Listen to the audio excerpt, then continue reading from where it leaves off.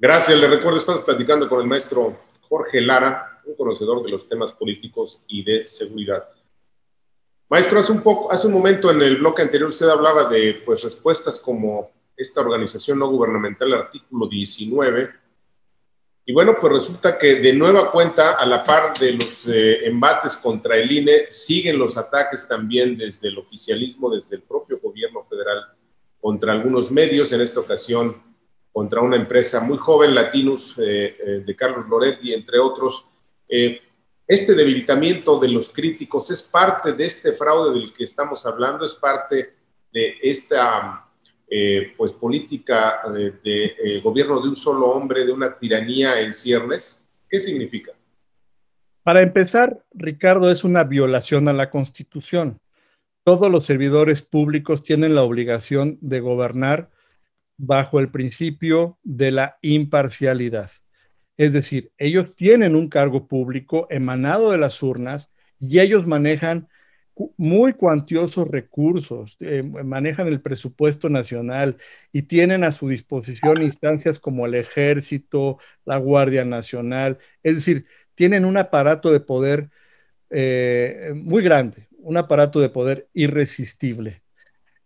Este aparato de poder debe ser utilizado con decoro, ese aparato de poder debe ser utilizado con aplomo, con prudencia, con un espíritu democrático que incluye no solamente la imparcialidad, sino una tolerancia a la crítica, una tolerancia a la pluralidad, un avenimiento con todas las partes, lo cual no hemos visto ni siquiera desde el primer día en el cual el presidente tomó posesión. Entonces, desde luego que deja ver un talante antidemocrático, un talante que no tolera la crítica, que no tolera que alguien piense diferente. Y eso es lo que verdaderamente nos debe de llamar a la atención y a la acción.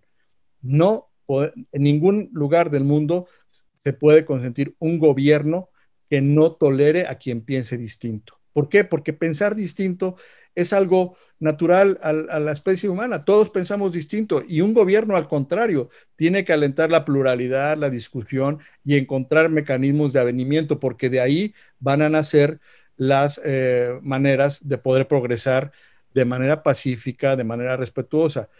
El otro camino es el camino que lleva de la intolerancia a la violencia y a cosas todavía peores, como hemos dicho, Ricardo.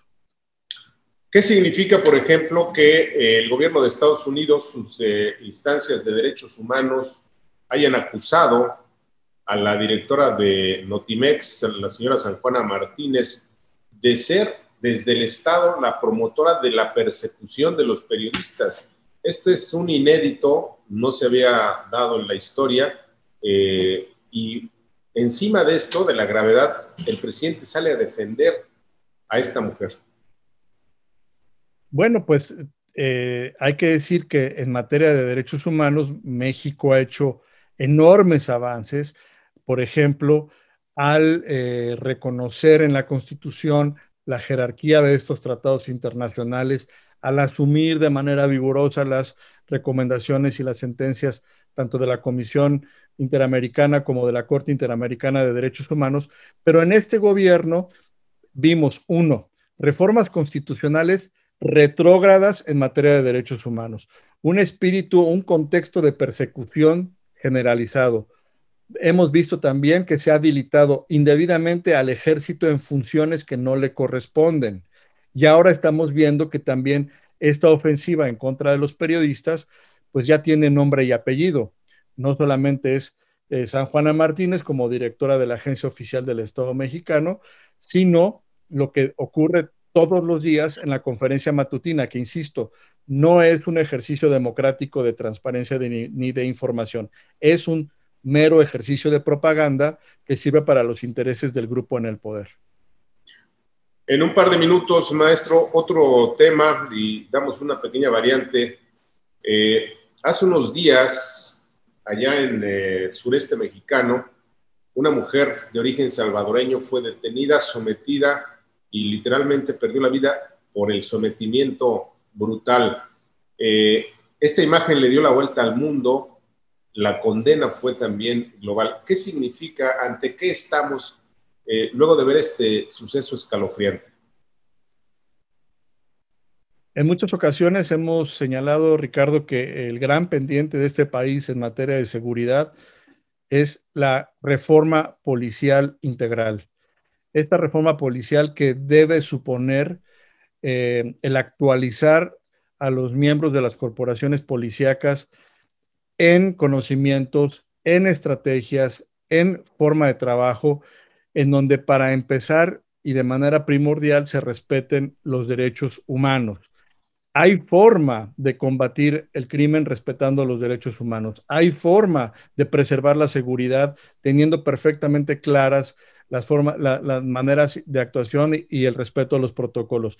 Este es un incidente desafortunado, grave, que ubica en el centro de la atención, pues justamente lo que no se ha hecho en materia policíaca en estos 2 años.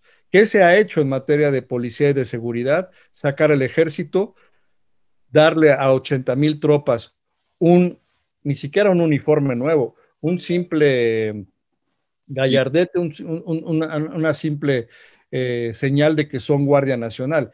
Esa no es la reforma policíaca que México requiere y me parece que cada día que pasa en donde no ponemos manos a la obra en reglamentar y en llevar a cabo el uso de la fuerza de manera correcta con apego a derechos humanos, es un día que nos alejamos cada vez más de un contexto de orden, de armonía y de paz social. Por último, ahora sí, maestro Lara, en su más reciente informe, da informes trimestrales el presidente, negó que se haya militarizado el país y negó que los militares estén pues en todos lados, cuando todos vemos que pues tienen muchas actividades y su actividad central, que había sido la lucha contra el crimen organizado, que tampoco era la fundamental, pero se habían habilitado para ello, tampoco se está haciendo. ¿Qué significa negar la realidad en este caso? Bueno, todos aprendimos, Ricardo, en la universidad que los factores reales de poder, pues está dentro de los factores reales de poder está el ejército. El presidente creo que falló a la verdad cuando en su campaña dijo que iba a ordenar la situación e iba a devolver a los militares a los cuarteles porque estamos en tiempo de paz. Yo creo que ahora los cuarteles están vacíos, ¿verdad? Es porque ahora pues hay un gran despliegue de militares en distintas actividades que, ojo, no incluyen el combate a los cárteles del crimen organizado. Están en construcción de obra civil, están en administración de puertos, están repartiendo vacunas, es decir, están construyendo el aeropuerto Felipe Ángel, es decir, están en una serie de actividades no autorizadas por la Constitución, están en una serie de actividades que significan un constante contacto físico incluso y de convivencia con la población civil, lo cual ya es de por sí un riesgo a la violación de los derechos humanos. Entonces, sí me parece que en este tema, y lo decimos con mucho respeto siempre a las Fuerzas Armadas, hay una vulneración masiva e intensiva a el orden constitucional y el orden convencional al cual México está llamado. Muy bien, se nos terminó el tiempo. Maestro Lara, le aprecio, le agradezco. En otro momento seguimos. Con mucho gusto, Ricardo. ¿Qué le parece una estupenda conversación? No se vaya, tenemos más, volvemos.